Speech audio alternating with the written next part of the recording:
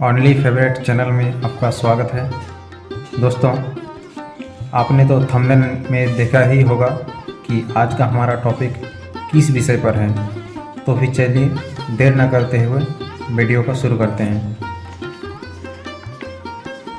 श्री मानस में भगवान श्री राम कहते हैं, शंकर प्रियो मम द्रोही, शिव द्रोही मम दास, तेरे ते नर करही कलप, भरी घोर नरक महुवास। यहाँ शंका उठती है कि जो मनुष्य शिव जी का भक्त है और श्री रामचंद्र जी से द्रोह रखता है, जैसे रावण, तो वह घोर नरक में वास कर सकता है। पुनः जो रामचंद्र जी का परम भक्त है, वह शिव जी से द्रोह ही क्यों न रखता हो, वह कदापि नरकगामी नहीं हो सकता, क्योंकि जो मनसा वाचा कर्मणा अपने इष्ट में सच्चा प्रेम करता है, वह मुक्त हो जाता है। यदि कोई भक्त नरकगामी होता है तो कहना पड़ेगा कि अपने इष्ट का वह सच्चा प्रेमी नहीं था और न इष्ट की कृपा ही उसके ऊपर हुई थी। श्री रामचंद्र जी का वचन है, प्राण ते अधिक भक्त्य प्रियो मोरे, और शंकर जी ओढ़रदानी प्रसिद्ध ही है। जरा सी भक्ति से त्रिलोकी का राज्य सौंप दे सकते हैं। श्री रघुवीर प्रताप ते सिंधु तरे पाषाण, ते मतिमंद जे राम तजी भजहि जाय प्रभु आन। उपयुक्त शंका में यह विचार प्रकट किया गया है कि जो मनुष्य शिव जी का भक्त है और राम जी से द्रोह रखता है, अथवा जो रामचंद्र जी का भक्त परम भक्त है और शंकर जी से द्वेष रखता है, वह कदापि नरकगामी नहीं हो सकता। परंतु यह बात संभव नहीं है, क्योंकि श्रीमुख के वचनों से ही यह सिद्ध हो रहा है कि शिव द्रोही मम भगत कहावा, सो नर सपनेहु मोहि न पावा।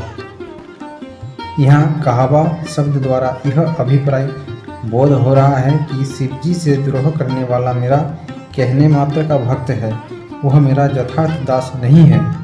ऐसा आदमी अपने को झूठ ही रामदास कहता है। जैसे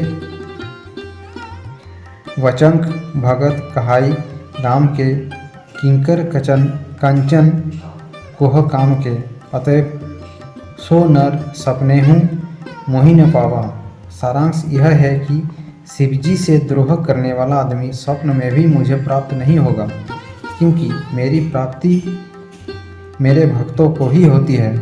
और शंकर विमुख भगति चह मोरी, सो नारकी मूढ़ मति थोरी। अर्थात जो शिव जी से द्रोह करके मेरी भक्ति की इच्छा करता है, वह मूढ़ तुच्छ बुद्धि वाला मनुष्य उल्टे नरकगामी होता है, क्योंकि श्री राम भक्ति के भंडारी और दाता तो शिव जी ही है। अतः उनसे द्रोह करके श्री राम भक्ति को पाना भी असंभव ही है। जैसे जहीं पर कृपा न करही पुरारी, सो न पावो मुनि भक्ति हमारी। तथा शिव पद कमल जिन्ही रति नाही, राम ही ते सपनेहु न सोहाही। बिनु छल विश्वनाथ पद नेहु, राम भगत कर लक्षण एहू। इसी सिद्धांत का निष्कर्ष प्रस्तुत प्रसंग में इस प्रकार वर्णित हुआ है, होई अकाम जो छल तजी से ही, भगति मोरी तेहि शंकर देही। इसी प्रकार जो शिव जी का भक्त बनने की इच्छा करता हुआ श्री राम जी से द्रोह रखेगा, उसे अपने इष्ट से द्रोह करने के कारण शिव जी स्वयं रुष्ट होकर नरक भेज देंगे।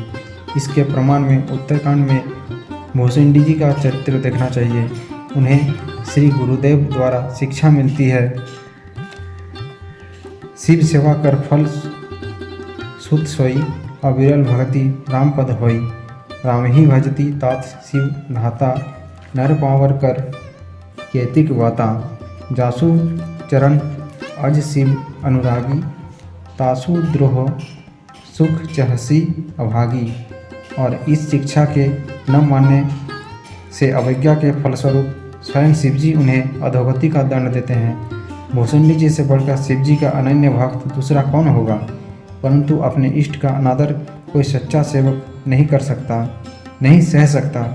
और श्री राम भक्त शिरोमणि जिन शिवजी ने श्री सीता माता का वेश धारण करने के कारण सती जैसी अपनी अनन्य प्रिया का त्याग कर दिया था।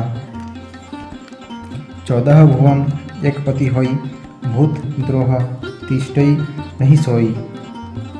अर्थात 14 भुवनों का एक मालिक हो जाने पर भी जगत के प्राणियों से द्वेष करने से पतन होता है। तब भगवान राम और शंकर से द्रोह करने पर यदि कल्पभर नरक में वास करना पड़े तो इसमें अत्युक्ति क्या होगी।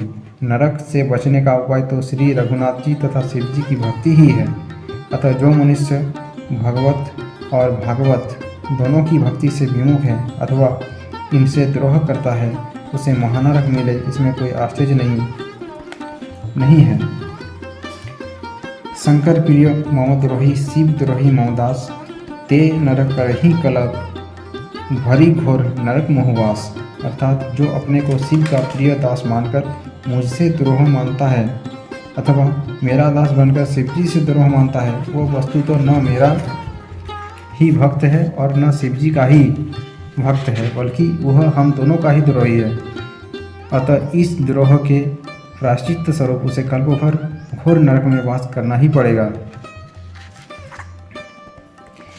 इस प्रसंग में दोष नहीं आता, बल्कि श्रीमुख के वचनों से यही प्रमाणित होता है कि श्री रामद्रोही पर स्वप्न में भी श्री शिवजी की कृपा नहीं होती।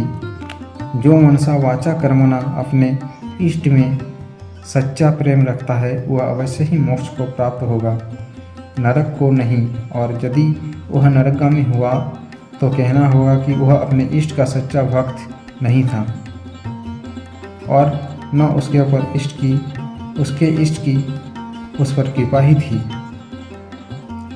अतः अगर देखा जाए तो दोनों मनुष्य को दोनों की भक्ति करनी चाहिए।